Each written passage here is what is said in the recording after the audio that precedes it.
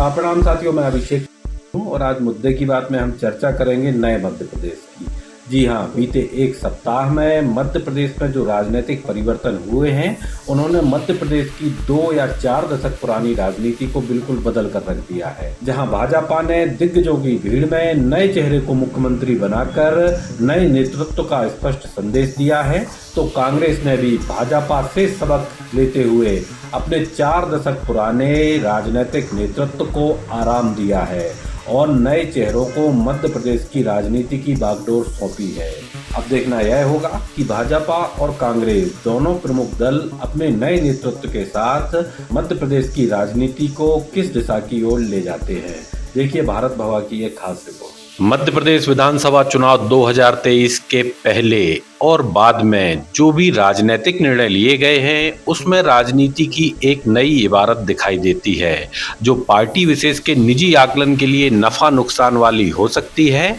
लेकिन लोकतंत्र के लिए शुभ संकेत है। 3 दिसंबर को आए चुनाव परिणाम ने जहां राजनीतिक पंडितों के गणित को नकार कर जमीनी मतदाताओं के सशक्तिकरण का एहसास कराया, तो चुनाव परिणाम के बाद नई पीढ़ी को आगे बढ़ाने की जिस पुरानी परंपरा पर धूल चढ़ी हुई थी, भाजपा ने उसे एक फटके में अलग कर दिया और तमाम कयासों और दिग्गजों की भीड़ में तीसरी बार के विधायक मोहन यादव को मुख्यमंत्री बनाकर नए नेतृत्व का संदेश दिया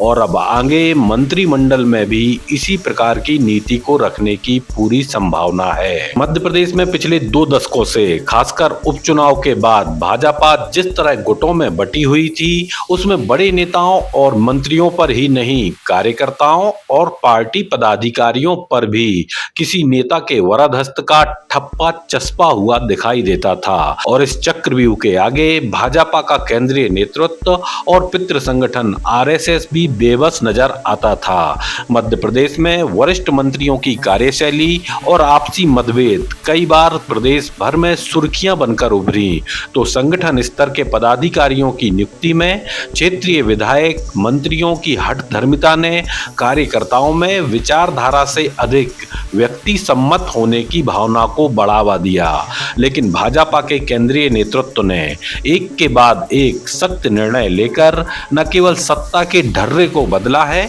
बल्कि संगठन में भी युवा और जमीनी कार्यकर्ताओं में नए जोश और आशा का संचार किया है। और यह संकेत पुराने धुरंधरों के लिए एक सबक तो है ही, साथ ही नई ताजपोशी कराने वाले नेताओं को भी संकेत होगा कि आज के युग में जनप्रतिनिधि की प्रत्येक गतिविधि का रिपोर्ट कार्ड दिल्ली में तैयार है। ऐसा माना जा रहा है कि सत्ता के रूपांतरण के बाद भाजपा अब प्रदेश में संगठन स्तर पर भी नए और बिना ठप्पे वाले कार्यकर्ताओं को अहम जिम्मेवारी सौंपेगी। भाजपा के नए नेतृत्व के आगे प्रमुख विपक्षी दल कांग्रेस ने भी बिना किसी संकोच के चौंकाने वाला निर्णय लेते हुए मध्य प्रदेश में पिछले 4 दशकों से वरिष्ठ कांग्रेस नेताओं के आसपास चक्कर लगाती कांग्रेस की राजनीति को बदलने का साहस दिखाया है और युवा चेहरों को मध्य प्रदेश के प्रमुख पदों की जिम्मेवारी दी गई है, जिसमें पूर्व विधायक और तेज तर्रार राजनीति करने वाले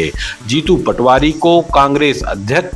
और खुलकर अपनी बात रखने वाले आदिवासी नेता उमंग सिंघार को नेता प्रतिपक्ष बनाने का फरमान जारी हुआ और लोकसभा चुनाव में कांग्रेस भी नए नेतृत्व और ऊर्जा के साथ चुनावी मैदान में होगी। मध्य प्रदेश में सत्ता परिवर्तन भले ही ना हुआ हो, लेकिन राजनीतिक परिवर्तन पूरी तरह से हो चुका है और पिछले 2 दशकों से चाहे सत्ताधारी दल भाजपा हो या प्रमुख विपक्षी दल कांग्रेस, दोनों ने एक ढर्रे पर चलने वाली राजनीति और पुराने राजनीतिक धुरंधर चेहरों से इतर अब मध्य प्रदेश में एक नए राजनीतिक युग की शुरुआत की है, जो लोकतंत्र और युवाओं के लिए शुभकारक ही है।